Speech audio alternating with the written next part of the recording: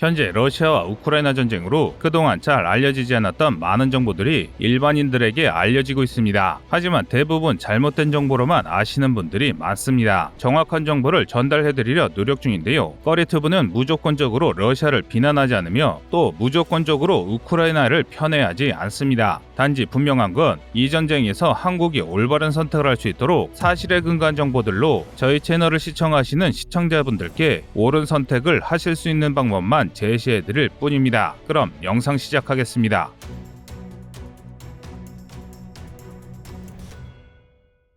우크라이나 전쟁이 어느덧 3개월 차인 상황에서 국내 일각에서 우크라이나에 대한 모든 지원을 끊어야 한다는 주장이 등장했습니다. 우크라이나는 북한의 ICBM 개발의 핵심 과제인 엔진 제작을 지원한 적성국이며 따라서 우크라이나를 도울 필요가 전혀 없다는 것인데요. 심지어 언론에서 이에 관한 기사를 내보낸 적이 있다는 사실까지 드러났습니다. 이에 따라 우크라이나에 대한 국민적 반감이 크게 늘고 있는 게 사실입니다. 하지만 이는 진실이 아닙니다. 결론부터 이야기하자면 우크라이나는 북한의 ICBM 기술을 지원하지 않았을 뿐더러 그럴 능력도 없습니다. 오히려 러시아가 배후일 가능성이 높습니다. 그도 그럴 게 러시아는 이전부터 오랫동안 북한의 미사일 기술을 판매했다는 의심을 받고 있습니다. 실제로 러시아는 구소련 시절인 1980년대부터 1990년대까지 북한의 스커드와 노동, 무수단 미사일의 기술을 남몰래 제공했습니다. 이런 기술 제공은 최근까지도 계속 지속됐는데요. 2022년 3월 14일 미국은 북한의 탄도미사일 개발과 관련된 러시아 국적자와 회사를 제재한 적이 있습니다. 즉 북한의 미사일 기술 발전에 큰 도움을 준 핵심 국가 중 하나가 바로 러시아라는 말입니다. 이를 대표하는 무기가 북한판 이스칸데르 미사일로 불리는 KN-23인데요. KN-23은 북한이 2018년 공개한 단거리 지대지 미사일로 철저하게 대한민국을 노리고 개발된 무기입니다. 그 증거가 바로 이 미사일의 사거리입니다. KN-23은 최대 사거리가 600km로 이는 철저하게 한반도만을 사정권에 뒀음을 의미합니다. 심지어 위험도도 엄청납니다. 정점에서 극강화해 레이더의 탐지를 피했다가 다시 상승해 기습 타격하는 풀업 기동을 할 수 있어 우리 군의 요격망을 회피할 수도 있는데요. 이로 인해 만약 K-23의 소형 핵탄두를 장착할 경우 ICBM보다 우리에게 위협적인 무기가 될 수 있다는 평가까지 있을 정도입니다. 그런데 이런 명백한 사실에도 불구하고 많은 이들이 중국이면 몰라도 러시아는 절대 북한의 미사일 기술을 넘기지 않았을 것이라고 확신합니다. 한국의 미사일 기술을 전해준 우리의 우방인 러시아가 한국에게 손해를 볼 일을 할 리가 없다는 것인데요. 하지만 이는 틀렸습니다. 러시아가 불금 사업으로 한국에 무기를 수출한 것은 어디까지나 궁핍한 사정으로 한국이 제공한 차관조차 갚을 수 없을 정도로 러시아 경제가 붕괴했기 때문이었습니다. 한마디로 돈 때문이었던 것인데요. 또한 한국과 러시아 두 나라의 이해관계가 잘 맞아떨어져 서로가 원하는 것을 주고받은 국가 간 거래일 뿐입니다. 그런데 이것을 러시아에 대한 미담으로 잘못 생각하신 분들이 많습니다. 이를 바꿔 말하면 북한이 러시아에 이익을 줄 수 있다면 러시아가 미사일 기술을 판매하지 않을 이유가 없다는 것입니다. 따라서 북한의 미사일 기술이 가장 핵심적인 역할을 한 것은 러시아지 우크라이나가 아닙니다. 다만 우크라이나가 북한의 미사일을 지원할 수 있는 역량이 있던 것은 사실입니다. 과거 구소련의 우주 설계국과 항공 설계국 상당수가 우크라이나 독립과 함께 우크라이나 정부에 국유화되면서 상당한 수준의 기술을 확보했습니다. 그러니까 북한의 우주 로켓을 판매하는 것이 이득이 된다면 우크라이나가 북한의 로켓을 제공할 수 있는 것은 명백한 사실입니다. 그런데 여기서 중요한 것은 우크라이나가 북한의 로켓을 파는 게 이득이 될 일이 전혀 없다는 것입니다. 그 이유는 국제사회 제재 때문인데요. 현재 국제법상 북한의 무기를 수출하는 것은 심각한 경제 제재를 겪을 수 있습니다.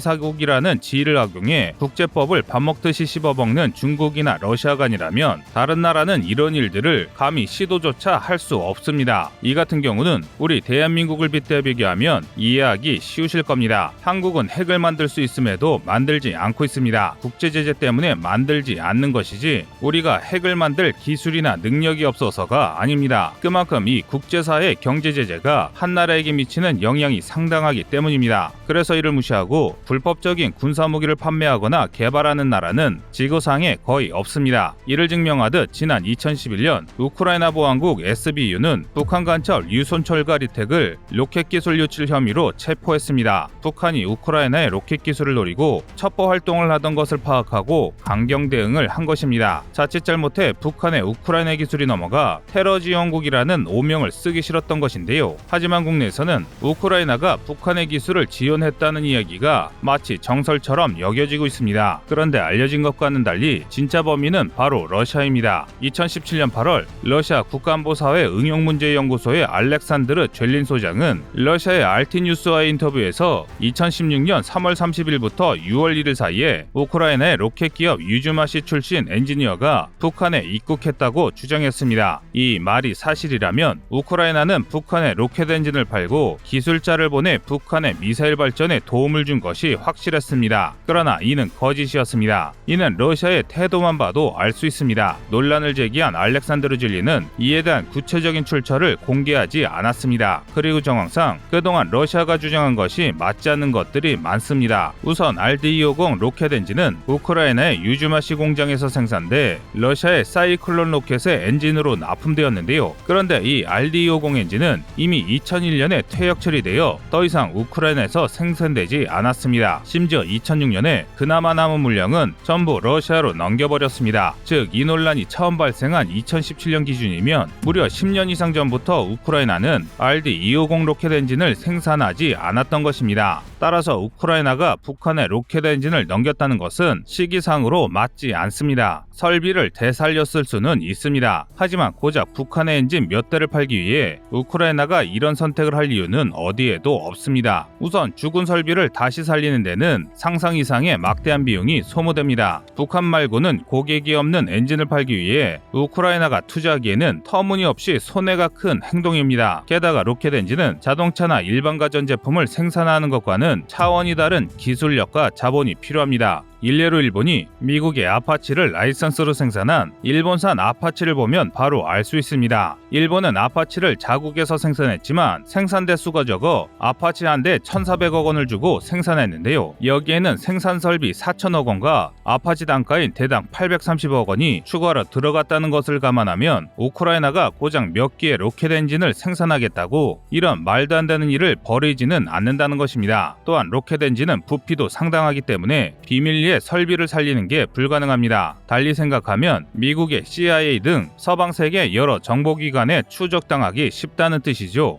이렇게 되면 당연히 미국이 주도하는 세컨더리 보이콧이라는 엄청난 제재를 정면으로 감수해야 합니다. 그리고 결정적으로 우크라이나에게는 이런 생고생을 하며 북한을 도울 의리도 능력도 없습니다. 따라서 우크라이나가 북한의 로켓 엔진을 팔았다는 것은 모든 정황상 말이 되지 않는 것입니다. 하지만 그럼에도 일각에서는 RD-250 엔진을 우크라이나 국영회사 유즈마시가 암시장을 통해 북한에 팔았을 것이라고 주장합니다. 러시아의 엔진을 넘기는 과정에서 장부를 조작해 북한에 넘겼다는 것이죠. 이는 꽤 그럴듯한 말입니다. 유즈마시는 우크라이나의 친러시아 대통령인 빅토르 야누코비치가 2014년 실각한 이후 어려운 시기를 맞았습니다. 러시아와의 거래가 끊겼을 뿐만 아니라 주고객인 러시아 해군과의 사업이 전면 취소됐기 때문인데요. 이로 인해 유즈마시는 파산 지경의 처지에 놓였는데요. 그래서 유즈마시가 사기업 차원에서 정부 몰래 북한의 엔진을 밀수했다는 주장이 있습니다. 그런데 여기에도 문제가 있습니다. 우크라이나에서 북한의 RD-250 엔진을 판매했다고 하더라도 로켓 엔진 운송이 문제가 됩니다. 각종 제재로 해로가 완전히 차단된 상태에서 오로지 육로로 엔진을 공급해야 하기 때문인데요. 결국 유즈마시가 엔진을 팔려면 북한과 우크라이나를 육로로 이어주는 유일한 나라인 러시아의 도움이 절대적으로 필요합니다. 그러니까 최소 러시아의 기업 혹은 정부가 중재를 해줘야 한다는 것인데요. 러시아의 중재 없이 우크라이나에서 북한으로 운송을 하려면 자그마치 6,300km를 이동해야 합니다. 그런데 미국의 감시를 피하면서 이렇게 먼 거리를 그것도 아주 큰 부피를 차지하는 로켓 엔진을 미국 몰래 실어 나르기는 사실상 불가능합니다. 그러니까 만약 밀수가 사실이라면 실제로 러시아의 중재가 있었을 가능성이 매우 높습니다. 일례로 러시아의 거대 미사일 기업인 에네르고마시는 유즈마시와 매우 깊은 연관이 있습니다. 그러니까 만약 RD-250 엔진이 북한에 넘어갔다면 우크라이나 정부가 아니라 러시아 정부가 이를 제공했을 가능성이 높습니다. 그렇다면 여기서 한 가지 가지 의문이 생깁니다. 앞서 언급한 모든 내용을 종합해도 최소한 러시아가 공범이어야 우크라이나가 북한에 로켓 엔진을 넘기는 게 가능함에도 불구하고 도대체 왜 러시아가 우크라이나에 이런 말도 안 되는 덤탱이를 씌웠던 것일까요? 그것은 바로 미국 때문입니다. 러시아가 우크라이나에 북한 지원서를 퍼뜨리기 딱 한 달 전인 2017년 7월 미국은 우크라이나의 요청을 받아들여 무기를 판매할 것을 검토 중이었습니다. 크림 합병과 돈바스 내전을 거치며 세계에서 가장 강한 반러 국가가 된 우크라이나와 미국의 본격적인 군사 협력이 시작된 것입니다.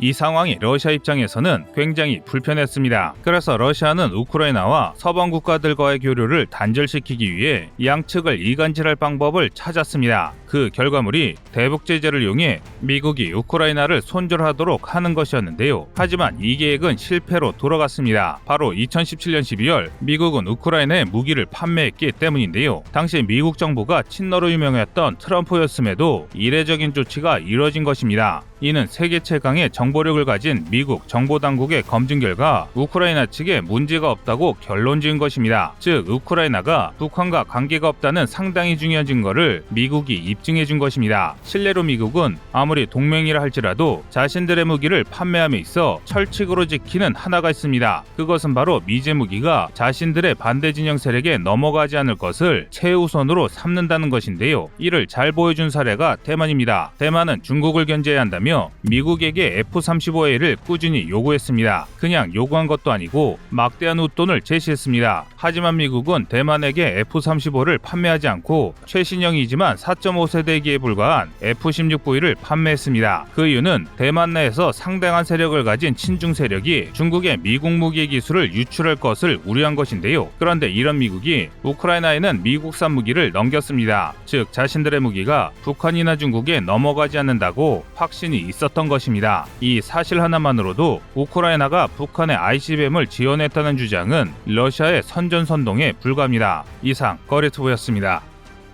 안녕하세요, 꺼리투브입니다. 여러분의 가부나 성원에 힘입어 군사무기에 관심 없는 분들도 쉽게 이해하실 수 있는 대한민국의 육해공 군사무기의 숨은 비하 이야기를 책으로 엮었습니다. 하루 종일 검색해도 절대 찾을 수 없었던 비밀스러운 내용을 이제 책으로 만나보세요.